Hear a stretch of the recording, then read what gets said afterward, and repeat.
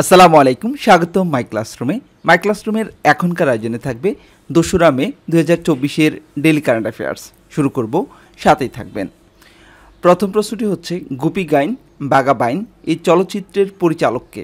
তিনি সত্যজিৎ রায়, এবং এই সত্যজিৎ রায় 2রা মে 1921 সালে জন্মগ্রহণ করেন। ব্রিটিশ বিরোধী স্বাধীনতা আন্দোলনে ভারতীয় উপমহাদেশের সর্বকনিষ্ঠ মুক্তিযোদ্ধার নাম কি? প্রফুল্ল চাকি। তিনি মৃত্যুবরণ করেন 2রা মে 1908 সালে। বিখ্যাত দ্য লাস্ট সাফার চিত্রকর্মটির চিত্রকরকে? লিওনার্দো দা ভিঞ্চি, যিনি মৃত্যুবরণ করেন 2রা মে 1519 সালে।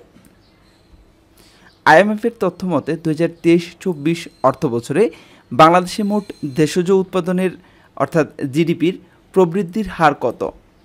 5.7%। এই প্রশ্নটি খুবই গুরুত্বপূর্ণ। আইএমএফের তথ্য মতে 23-24 অর্থবছরে বাংলাদেশে মোট দেশজ উৎপাদনের প্রবৃদ্ধির হার হচ্ছে 5.7%। বিশ্বের তৃতীয় দেশ হিসেবে বাংলাদেশে বর্জ্য থেকে বিদ্যুৎ উৎপাদন শুরু হয় কোথায়? উখিয়া, কক্সবাজার। হু এর প্রতিবেদনে হেপাটাইটিস সংক্রমণে বাংলাদেশের অবস্থান কত? 7ম। ইউক্রেনে কৃত্রিম বুদ্ধিমত্তা অর্থাৎ এআই আর্টিফিশিয়াল ইন্টেলিজেন্স নির্মিত মুখপাত্রের নাম কি? Victoria she.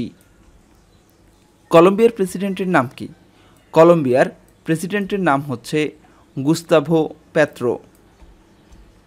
আদালতের আদেশ লঙ্ঘন করায় ট্রাম্পকে জরিমানা করা হয়েছে কত ডলার?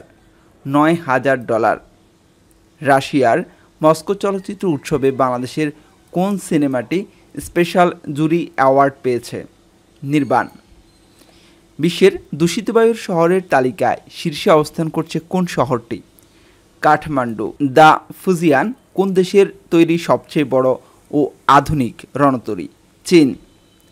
কৃত্রিম বুদ্ধিমত্তার বিমানবালা পেতে যাচ্ছে কোন দেশ? দুবাই। ইউক্রেনে কৃত্রিম বুদ্ধিমত্তা নির্মিত মুখপাত্রের নাম হচ্ছে ভিক্টোরিয়া শি। এবারে আমরা গতকালকের কুইজটি দেখব। মানব উন্নয়ন প্রতিবেদন 23-24-এ শীর্ষ দেশ কোনটি? মানব উন্নয়ন প্রতিবেদন 23-24 অনুযায়ী শীর্ষ দেশ হচ্ছে সুইজারল্যান্ড। সঠিক উত্তর ক। এবারে আমরা আজকের কুইজটি দেখব। মানব উন্নয়ন প্রতিবেদন 23-24 অনুযায়ী সর্বনিম্ন দেশ কোনটি? এটি হচ্ছে কুইজ।